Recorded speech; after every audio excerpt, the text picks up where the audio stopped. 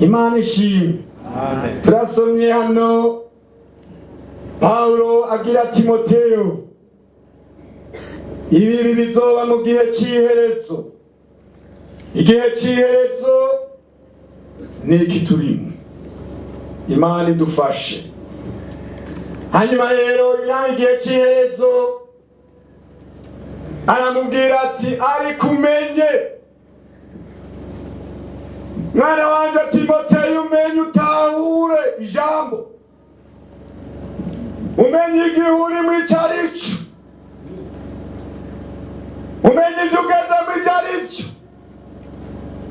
umenye ibyo uragenderamo icyo ari cyo. Ni igihe kigoye kuko ari igihe cy'iki cy'iherezo. Imana idufashe.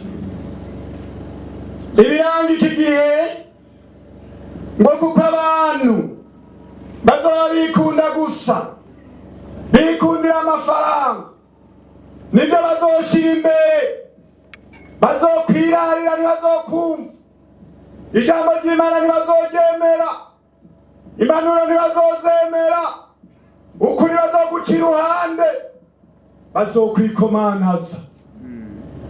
Muriko muravyumva?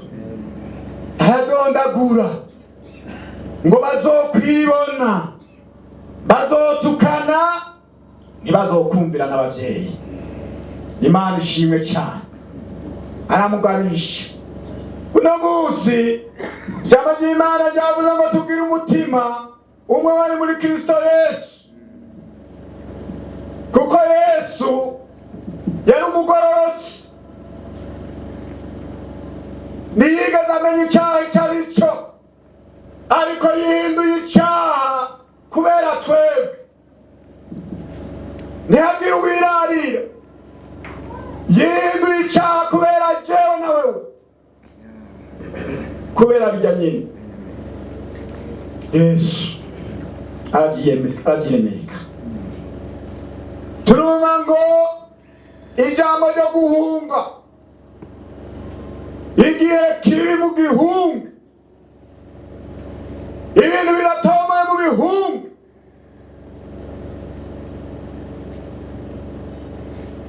Iki jambo ry'Imana ryababwiye byose mubirimbura ijoro n'umurango, kuko Yesu ari mu kugaruka.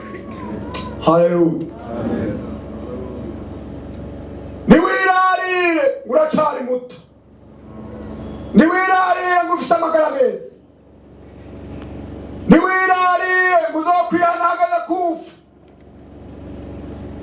Benshi barataka udodere umukozi w'Imana, wararira aramanganya ibihetangabo kenshi, cyarakubujije gukorera Imana.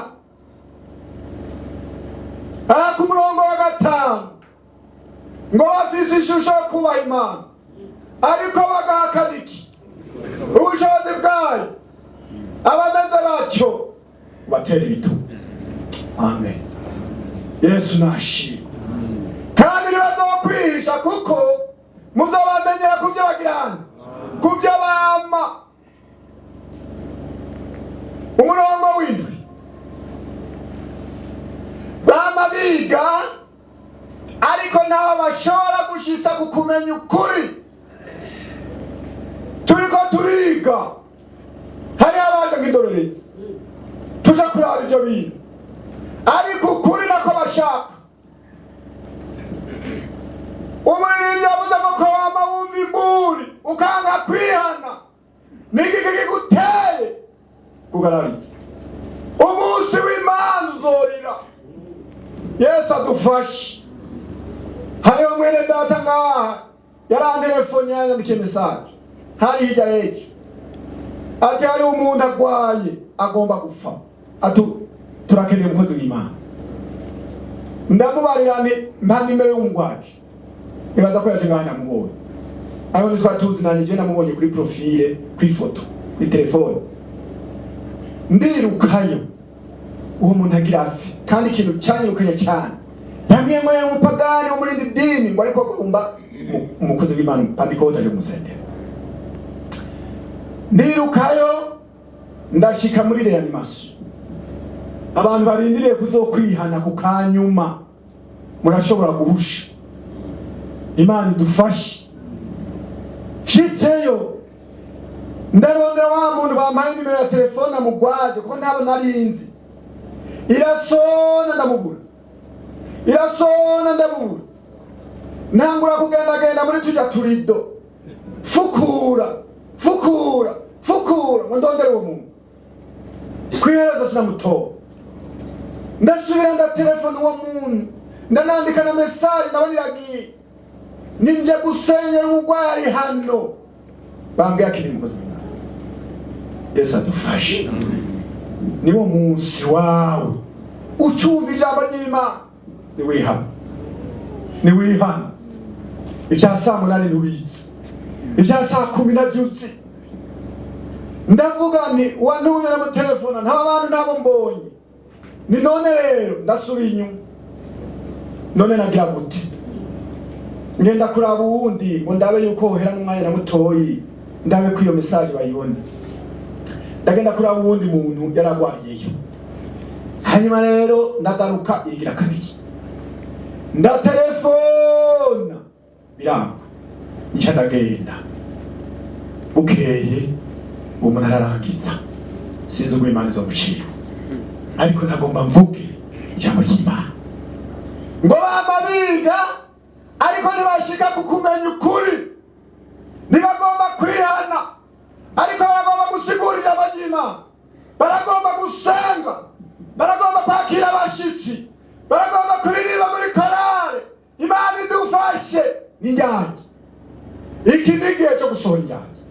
Bene data, nshuti bene data, twihane.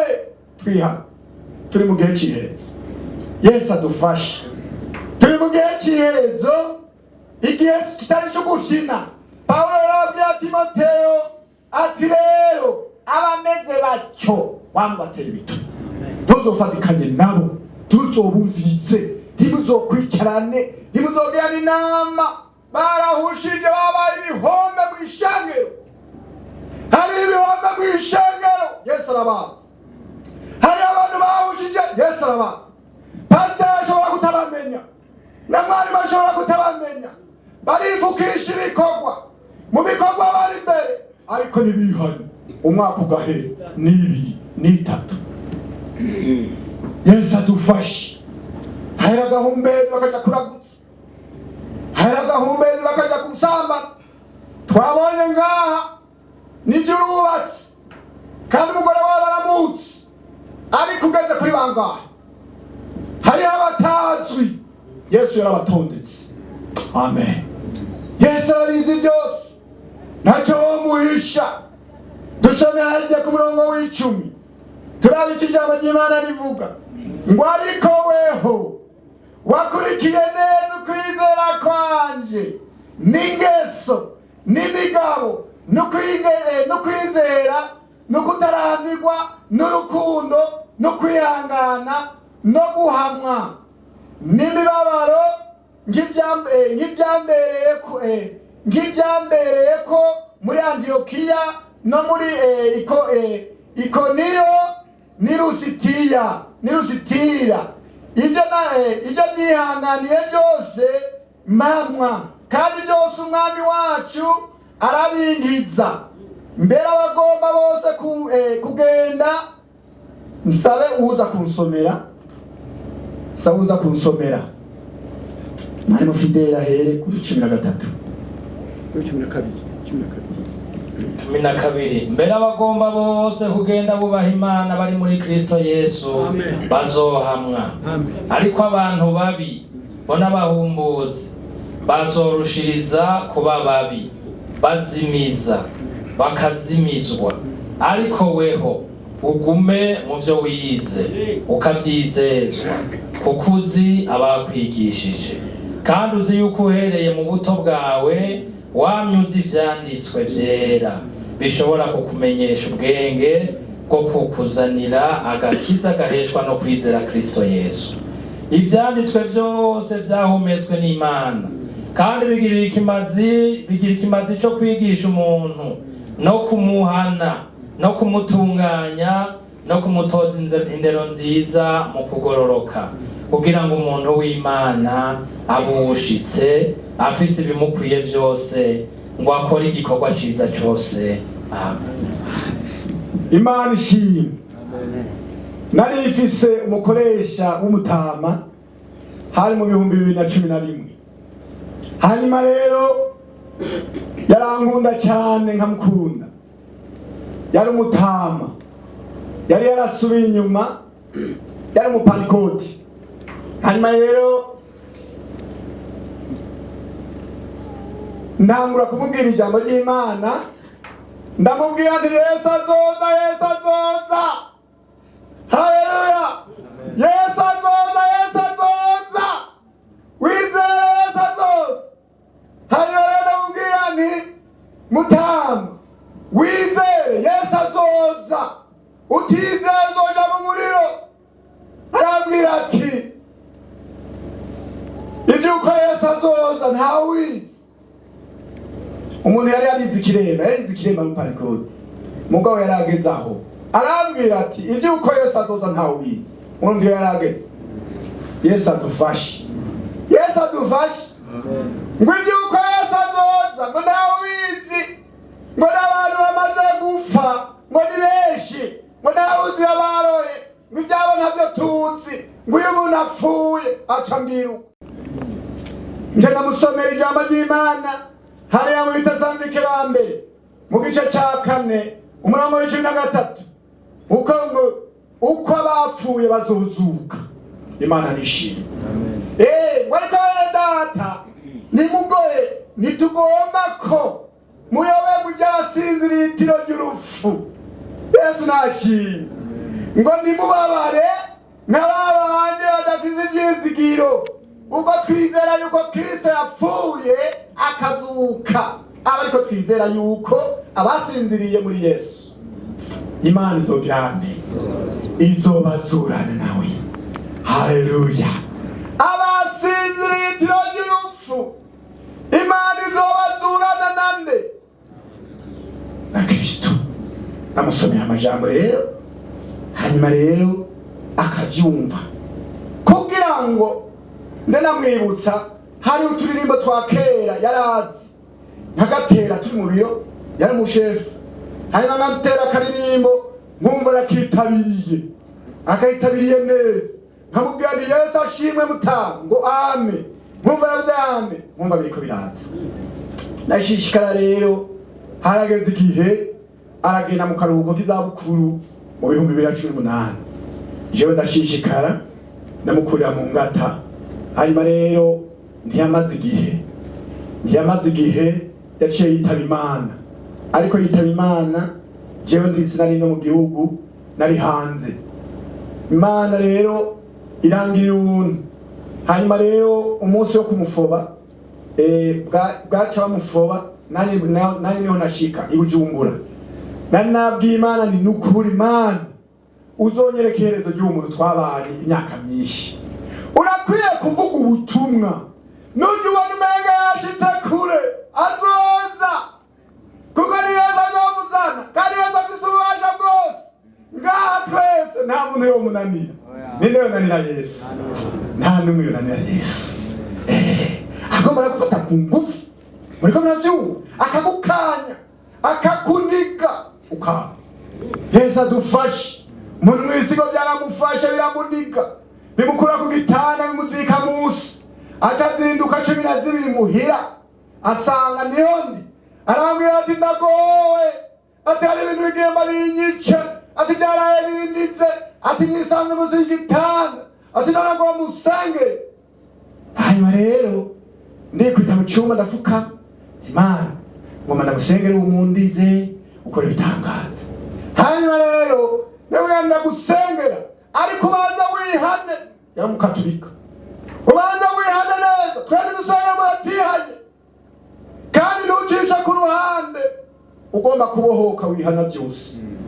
Mbega byose Yesu arabihari? Byose Yesu arabihari? Arihana. Aratura. Bari abantu bari bazi kwatura ibyaricyo. Naramufasha. Aratura. Muganda umva umutima. Kwataricyo. Yesu atubabarire. ndamubwira nti ndagusengera hari ibyo waziguriki ibyo nibyo tuma impwemu bizi kugira uko n'abandi barabikora bakaguma babigendana ntihari ibintu warishiki ntimwabwiye mu bapfumu ewe muntu ujya mu bapfumu urabwoba nama wo muri ngaha iherezo ryana urupfu abapfumu n'urupfu warahushiki barambwira ngo barantwaye mu bapfumu ni ntabyo ufise nta bintu ufise ajya mu nzu ngo birahari ndikubwira ngo uharigwe ni mpaka bijya bintu tubitore Yesu ashimwe Yesu agomba kwinabuza abapagani barakubura hari ibintu ukwiye gukubura bijumaseko bijya bintu ugendana mu mpuzu twari mu rusengero sinibuka umwaka twiga muri kaminuza umukozi w'Imana wo mu Rwanda arigisha hashobora kuba hariho abantu ngaha bari muri urwo rusengero aravuga ngo ndabona umuntu yarayasambanye ngo Yesu ambwiye ngo nahaguruke maze yihana biroroshe mbuga amadirisha n'imiryango ndavuga nti nukuri aravuga ngo ngo duhumurize ndavuga nti sinshobora guhumuriza ciwe ivyo bintu ndabihaha Yesu atubaye nari umunyantege nke Yesu adufashe bahaguruka zamani umusore yahagurutse hari inyuma mu rusenge n'imbere arasubira ntibyari byoroshe Yesu ajya ntibyokoroha Yesu adufashe Yesu ajya ntibyoroha abandi barajugumira ngo ngaha muri korara hanyenaha iratangwe biraza ngo hari abantu bakenyereye ku biheko b'abakorara ngo nibahaguruke biroroshe dutangura kujugumira tuti turafatwa kabisa zamuna abamama barahagurutse mu rusengero hari kuwa kabiri ku mugoroba harimo abana nzi nabona nk'abahinzi barahaguruka bambariye kuki ahangurira ishengero bambariye ku biheko hariho abambariye ku biheko hariho abambariye ku biheko bariyicariye mu ikoti bariyicariye mu ndiro bariyicariye ntawe ubabona Yesu adufashe aradondagura ngo nimuze rero mwihane urindiye ko Yesu akudoma kuko Yesu adufashe nja ndabona ko umurongo wa 5 bafise ishusho yo kugira iki Imana itubabarire cyane suzuma neza ngo bagakaniki ubushobozi bwayo ngo abameze batyo mw'ishengero abameze batyo muhiri wanyu abameze batyo ku kazi abameze batyo bajya kugendana ugirene uko boba bari kose Imana ntibemera haleluya Imana ntibemera shitirihana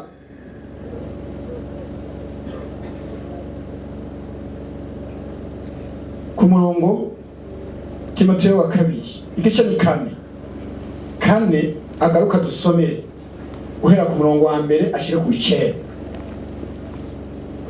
4 ndakwihanikiriza mu nyonga z'Imana na mu za Kristo Yesu azocira kwiteka abazoba bariho n'abazoba barapfuye kandi no kubwo kuzoboneka kwiwe n'ubwami bwiwe uvuga ijambo ry'Imana uhora ugavye mu gihe gikwiye no mu kidakwiye uhane wihanize uhanure mu kwihangana kose no mu kwigisha kuko igihe kizoza batazokwemera kumva kwigisha kuzima ariko kuko amatwi abarya bifuza kumva ibanezereza bazokwirundaniriza bigisha bahuje no kwifuza kwabo kandi bazokwiziba amatwi ngo ntibumve ukuri bazozimira bazokurikira imigani y'ibinyoma ariko weho wirinde muri vyose wihanganira imibabaro ukora igikorwa c'ubuvuzi bw'ubutumwa bwiza ushitse igikorwa cy'ibango ryawe, kuko jeho n'ubu ndiko ndasukwa nk'ibiswa ku gicaniro, igihe cyo gutambura kwanje kirashitse. Nagwanye intambara nziza, narangije urugendo, nazigamye ukwizera. Ibisigaye bikwiga igisibo cy'ugororoka, ico umwami wacu umucamanza agororotse azoma kuri wa munsi. Kandi si jewe jenyine nzogihabwa, ariko n'abakunze kuzoseruka kwiwe bose bazogihabwa. Imana ishimwe. Ngaya amajambo y'Imana. Uwo muntu amaze kwihana, twarajanye gutora ivyo bintu. Hanyuma rero ndamusengeye, imwe mu mizira avuga ngo turamuniga. Abana bacu yahanyuye ku mitwe. Nimuracamuniga se gute? Ibintu byanyu yabasubije. Yesu ashimwe. Turabidomeka birasha. Urabizana tubidomeke birasha. Narigaze kubona ibintu twadometse biranga gusha. Sinzi ubushobozi byarimwo, ariko kwihereza ko byari byaroye ahabona. Igice abantu bijanyege naho bitodomekwa ko byashitse ahabona, uburakari bwaheze. Impemu mbi ziramuvamwo. Uno munsi n'umukirisi mwiza cyane. Amen. Yesu nashimwe. Hari abantu bagomba kubohoka muri bino shengero. Hari abantu bafise inyigisho zitarizo, nguko ngaha Pawulo yashishikaye kubibwira Timoteyo ku murongo wa 3, umurongo wa 4, ngo kandi bazokwiza ibiki, bazokwizira amatwi, ngo ntibumve ukuri, bazozimira bakurikira iki? Imigani y'ibinyoma. Twe ntituvuga imigani y'ibinyoma, tuvuga ubutumwa bwiza bwa Yesu Kristo bubohora. Yesu nashimwe. Hari abantu twagiye kuvuga ijambo ry'Imana hari ku mugoroba, ni mw'ishengero ry'iwacu nyene, sindarivuga. Mwemu yera arambwira ngo aho imbere yawe hariho abantu bafise ibigirwamana. Muriko muravyumva? Nja ndasemerera, ni yemwe abantu bafise ibigirwamana Imana yabonye. Zana ibigirwamana mu rusengero. Mwari mu rusengero dutwara imperezo, ntidutwara yiki ibigirwamana. Ndababwira nti mwemu yera arambwiye zana ibigirwamana tubitere mu rusengero. Nzabona abantu nimufukama, nitugira dusenge kandi turarambiki. Yesu ashimwe. Nzabona abantu bagera kuri yashinda bifise, umugabo bisize muhiya. Yesu atubabarire. Ntigenda ubizane. Iruka. Ngira ngo umwanya wo gusenga wamaze isaha. Turindiye abazaniki. Ega barizanye. Kuri altari. Yesu adufashe. Akari mu mpene niko kari no mu ngi. Akari mu mpene niko kari no mu ngi. Na Mungu buri sato bitagizeni. Ijambo ry'Imana. Mukize. Yesu nashimwe. Dushishikare hariya adusomere guhera ku murongo w'10. Guhera ku murongo w'10 mwihangane ntiyashushe. Umurongo w'10 ageze kuri 22. Dema yarantaye kuko akunze isi ya none, yigira i Tesalonike. Keresikendi yagiye i Galatiya, Tito yagiye i Dalumatiya, Luka gusa niwe twasigaranye. Hitana Mariko umuzane kuko angirira ikimazi mu gikorwa cy'ibango ryanje.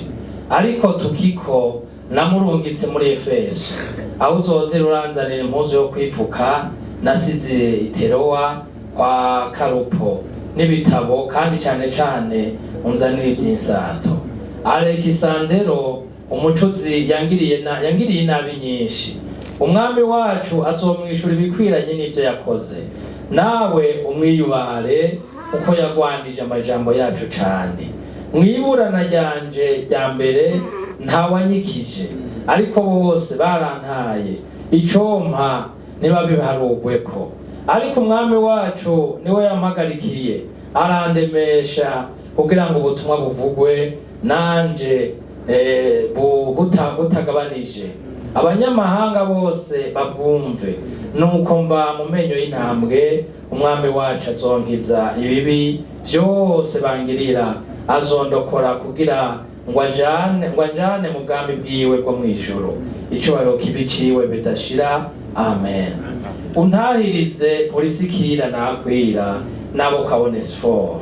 Erasito yagumye i Korinto ariko Tirofimo namusize i Mileto agwaye. Gira umwete wo kuza urushana utarajobanya.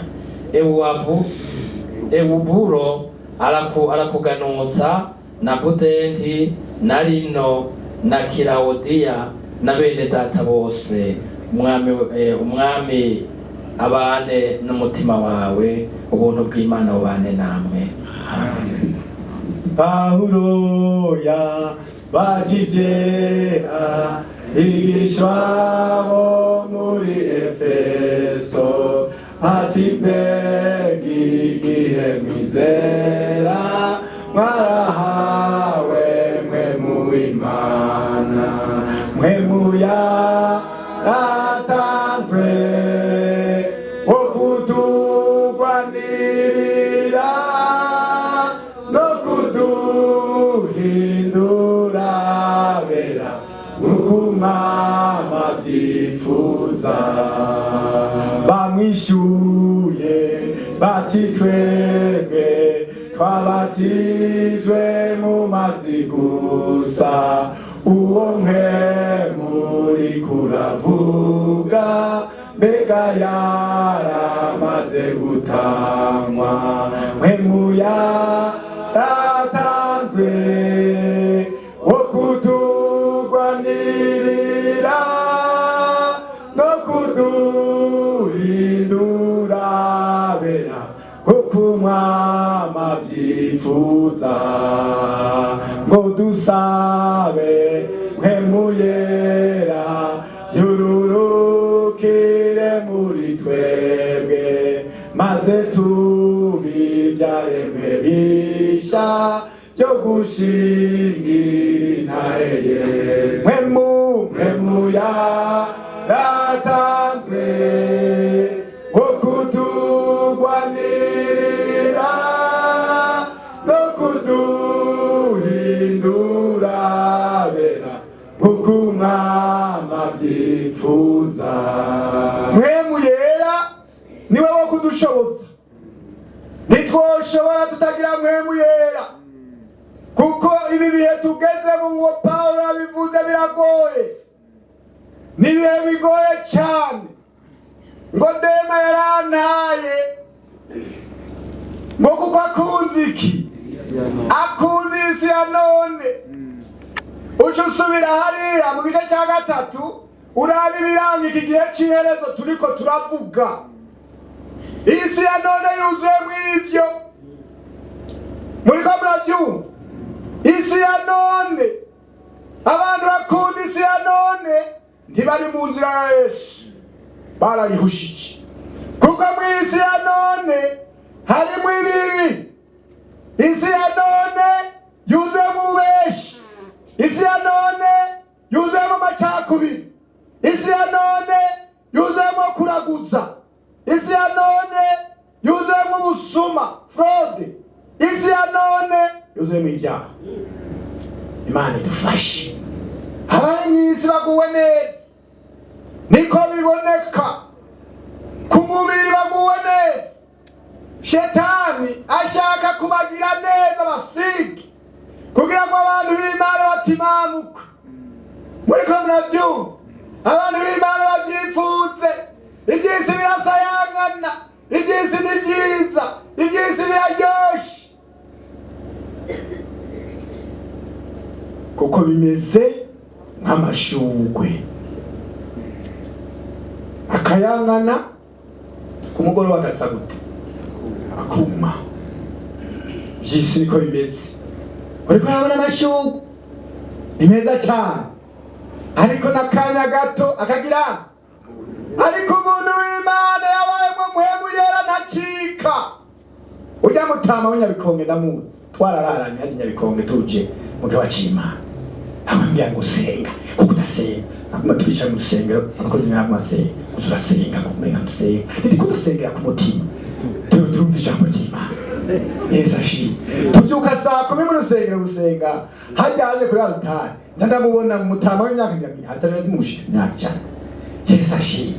Abantu b'Imana ntibajyane, ntibacika, ariko abantu batarimo umuhemu w'Imana n'amashurwe bararaba, baracika, barahara, bakunze isi. Yesu igashirana ibyari, abantu bakaba baraheze, bakaba bari bijutse. Yesu nashimwe. Umviriza rero, iki kintu cyose uzugitera ibitugu, uzucigizayo, cyo gutuma uba umuhombe w'ubugingo budashira. Turabona abaruka bamwonye ko bakurikiye ijambo yabwiye, yariko arabwira Timoteyo, n'umuzi Timoteyo ni twewe twese. Ni Yesu avuga, si umusiguzi, ni Yesu avuga. Kandi twarasenye Imana ngo iduhezage. Genda iwawe wirabe mu kirori. Abatari bake ngaha murafise ibyirori mu mazu. Genda wirabe mu kirori cy'impwemu. Mbega narahawe impwemu yera ryari? Mbega ubushobozi bwambaye ko ryari? Mbega ibitangaza byambaye ko ryari? Mu mwaka uyu ntawe uyoberwa. Usubire wiyumviye. Nta kindi gikenewe, nta mpongano, nta bimazi, nta mashikanwa, no kwihana, no kwizera. Mashi. Si ku buntu basi, si kuri gusa. Ibyagusanira atorija, ibyagusanira atorija, ibyagusanira atorija. Yesu adufashe no kwiharwa. Umuntu w'Imana agirwa n'ubugingo, ubugingo bugirwa no kwihana, no kwatura. Hari umuntu akamara n'amezi 6 atigeze yatura, mugabo ni muririmbyi. Umwaka hariho abantu batacumura. Imana itubabarire cyane. Mbega urazi uburyo buri mu kwatura, urazi uburyo buri mu kwikunkumura, kwiyambura ububi, kumara amazi Shatani, kumva amani ya Shatani, harimo umunezero. Amen. Ariko Shatani kubera zimvare cyangwa agaciro gakomeye kari mu kwatura, aragutera imisumari ukamatana n'intebe ngo bombona, abahambaye ngo bongaya. Oya, nzogenda ndonda umukozi w'Imana mu kabanga batambona, emanga babone ko wihanye. Yesu nashi. Haguruka ushoronge, ishangari kubone, ushingire Yesu kugomba guhinduka uje mw'ijuru. Amen. Amen. Niwijagaze muzondera mwari mukabanga ngo ngende tuvugana, navyo ni byiza nimba ari byihuta, ariko ntutinye amaso y'abantu. Nta muntu ngaho bitwebwe azokwinjiza ubune mwico, umuntu wese azokwishikanaye. Yesu nashimwe. Umvira ijambo ry'Imana, ntutinye umuntu. Fata ko ari wowe wenyene gahuriyeho na Yesu. Abantu bihoze ntacyo bagufasha, ntibaguhitanye. Ni Yesu yakuraritse, arakugomba. Haleluya. Amen. Wirinde ikintu cyose cyo gutandukanya n'Imana yawe. Hari umuntu twakorana yari mugenzi, hanyuma rero akaza arakora amafuti. Ndamubwira nti jewe sinzokurega kuko sije abantu, mugabo umunsi bazogufata bakangira ko amatohoza, nzobivuga byose. Ese nzokubikira ikiba. Yesu nashimwe. Umuntu wese azokwikorera imitwaro yiwe, imugasi nzokurega. Kabiri arabisubiye, subira ndamubwira nti sinzokurega. Ni mugabo muntu w'Imana ibyo bintu bireke. Yumvise ko ntazomurega, kandi twakorera mu biro turi babiri. Yagira ati ntawe uzofata. Rero ni uko ari we yondetse. Umviriza, hariho umunsi wawe ko wama wumve muri, ukanka kumvira n'igiki kiguteye kubyana ku munsi w'iherezo. Satani twara iherezo ryawe, rizobupfu niho uzotangura kwibuka. Bazokwibuka amashikanwa, bazokwibuka indirimbo, bazokwibuka bya baje kuzimana abashitsi, bazokwibuka amasengesho, bazokwibuka ibikorwa bakora mw'ishengero, ariko ntibizoba vyaranditswe na hamwe. Ariko Yesu azobabwira ngo nimumvireho. Niko vyanditswe mu butumwa bwiza bwa muri Matayo 25. Ngo mwankora ibiziramwe nimumvireho, ngo bazoharura amashikanwa batanga. Ninda zo kwinjizwa mu ijuru nishikanwa. Kw'Imana ikimazi igomba ari umutima wawe, niwo nimero 1. Yesu adufashe. Yesu yavuze ngo n'abadafise amafaranga nibaze, yabatumiriye ku buntu. Mugabo ntibitavye bose. Hari abagiye guhamba base, hari abari barongoye ibi. Kuri Yesu ntaco bimutwaye. Upfa umutima wawe kubugize utunganye. Yesu nashimye. Ataco mufa na Yesu, ivyawe azovyaranja, azobitumbereza neza. Muriko muravyumva? Hagaze igihe wa muntu wanje baramufata mw'ikosi, Imana yarakoze ko bataje no kumbwira ko amatohoza. Hari ibintu bidasaba amatohoza. Yesu nashimwe. Ubimaranye imyaka myinshi, ntibabizi, wibaza ntibabizi. Hariho umunsi ubwambure buzoboneka atabaharira. Yesu ashimwe. Atawuguharirira abantu bose babibone bati naka biragoranye, nta kundi bavuga ngo nta kundi. Nta robingi, nta majambo, nta kugerageza. Imana ije bije guhana umuntu yagamije izosi imyaka n'imyaka kumvira imburi, akanka kumva, akamera nka Dema, akamera nk'aba bantu, ariko baruka baracariho. Yesu nashimwe. Baruka bariho bumiyeko inyigisho za Pawulo, bumiyeko tuze twumiyeko niho tuzoshika mw'iki. Efeso nca ndangiza. Abanyefeso igice ca 5 azadusomere hariya Abanyefeso igice ca 5, igice ca 5 Abanyefeso igice ca 5 ndasoma Abanyefeso igice ca 5 guhera ku 15. Nuko mwirinde cyane uburyo mugenda, moye kugenda nk'abanyabwenge nk'imburabwenge. Dusubiremo mu izina rya Yesu. Nuko mwirinde cyane uburyo mugenda, moye kugenda nk'imburabwenge, ariko mugende nk'abanyabwenge, mugura uburyo mubugwiza, kuko iminsi ari mibi. Nuko ntimube ibipfu, ariko mutahure ivyo umwami wacu agomba ivyo ari vyo, kandi ntimukaborerwe vino iri mu buhumbu, ariko muzure mpwemu. Mubwirane zaburi n'indirimbo n'amatazirano y'ivya mpwemu, muririmba mucurarangira umwami wacu mu mitima yanyu. Imana Data wa twese muyishimire byose iminsi yose, mu izina ry'umwami wacu Yesu Kristo. Mugamburukanire kuko mwubashe Kristo. Amen. Duce tubwira ko 6:10. 6:10. Ibisigaye muremesherezwe mu mwami wacu no mu bushobozi bwiwe bwinshi.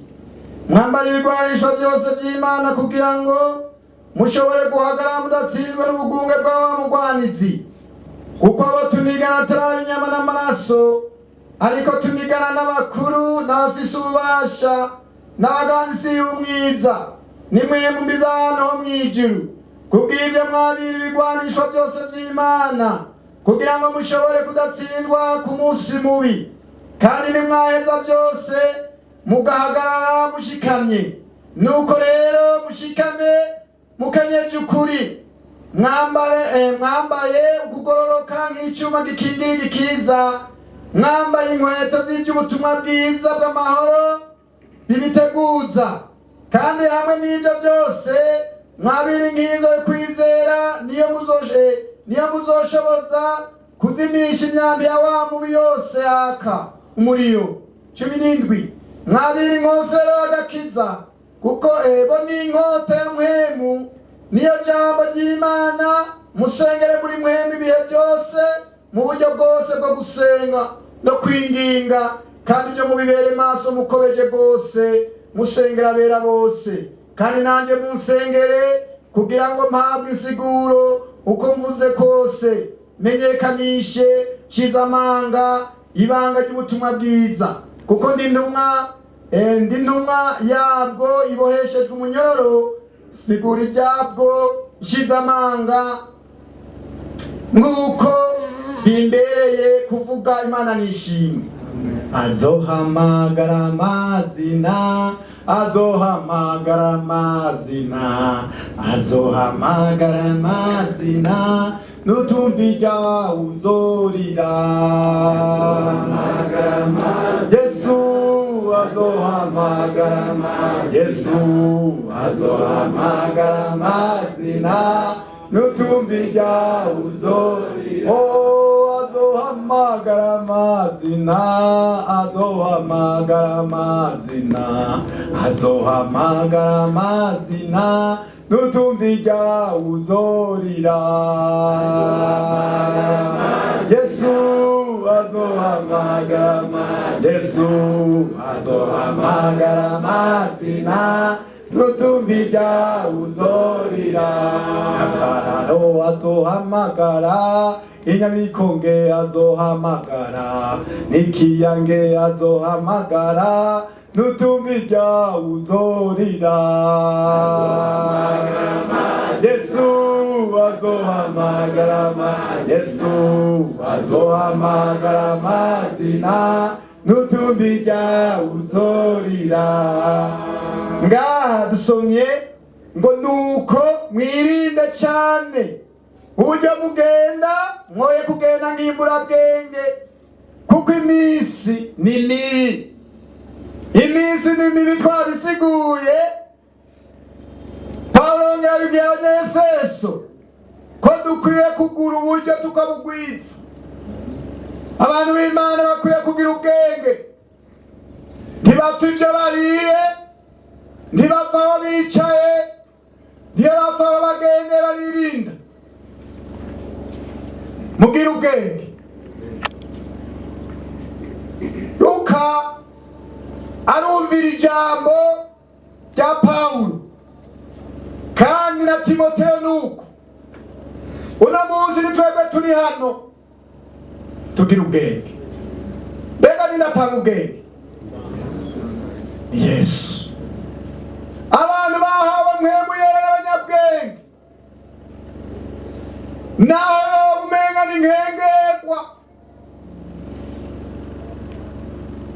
naho bashaje cyane, yaraheze umubiri waraheze, mugabo arimo mpemu w'Imana n'umunyabwenge. Imana iramukoresha kandi iramwumvira. Yesu nashimwe. Ngo ndi mu bigifu, wowe uri umuhombe mw'ishengero, udatahura ibihe tugezemwo,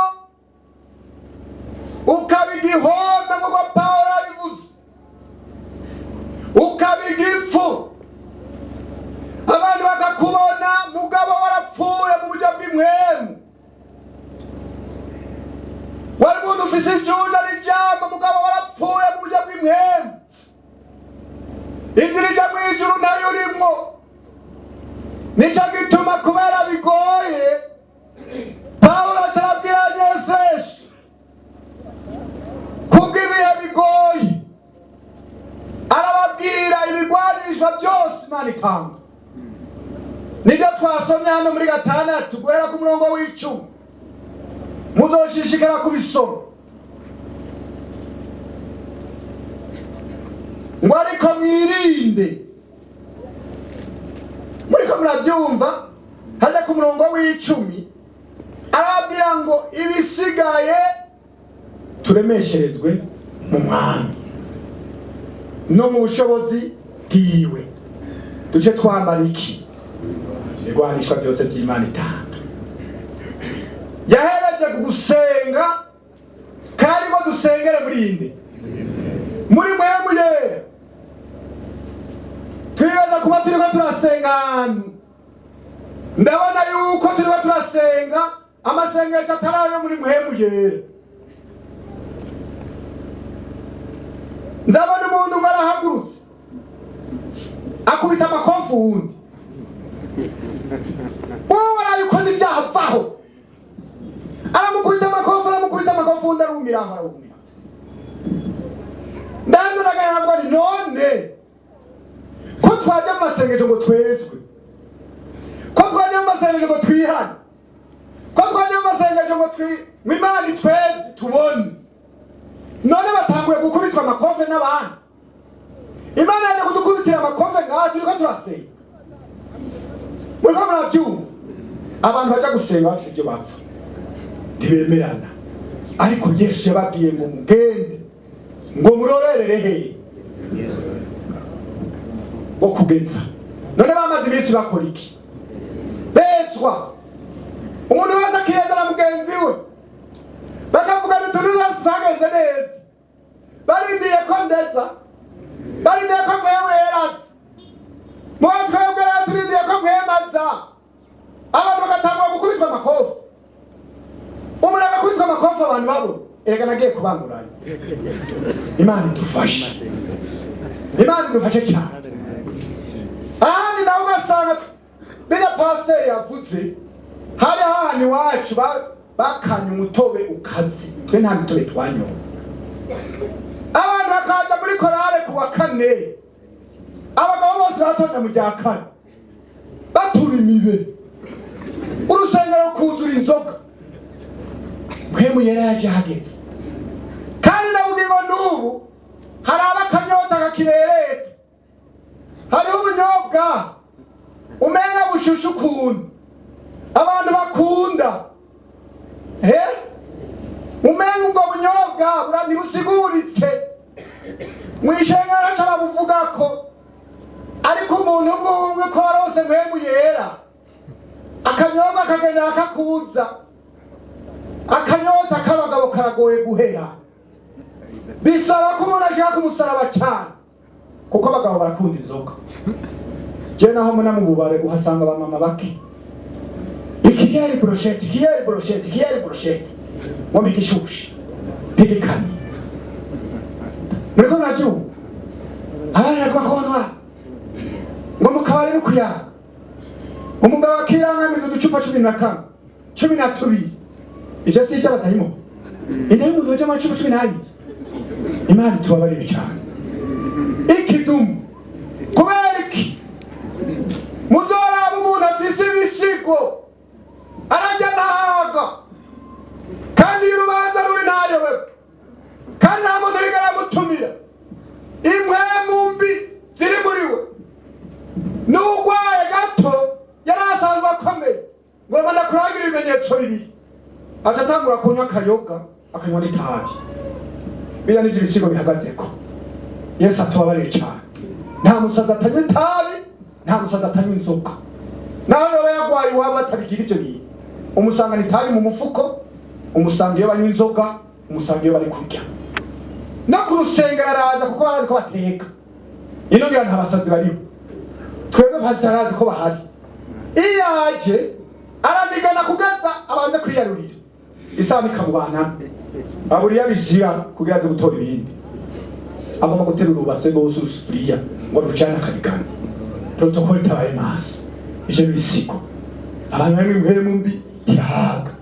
None rero arabya ati abo tunigana nijya ngoma gusozerera, abo tunigana saba inyama n'amaraso, nta kindi kigwanisha uzobanyeshesha, sayo amafaranga ufiza cyangwa inzoka, sayo amadiplome z'uwo mushahara munini, nugufuka mukezi ukaronka mpwemu yera. Haleluya. Nugufuka mukezi ukaronka mpwemu yera, umutahe uzodushikana mw'ijuru ni mpwemu yera. Imana ibahezaki. Mana y'ubushobozi turagushimiye Mana. Haleluya. Ubuntu n'imbabazi zawe nivyo byadukijije, nivyo byadushikanye hano.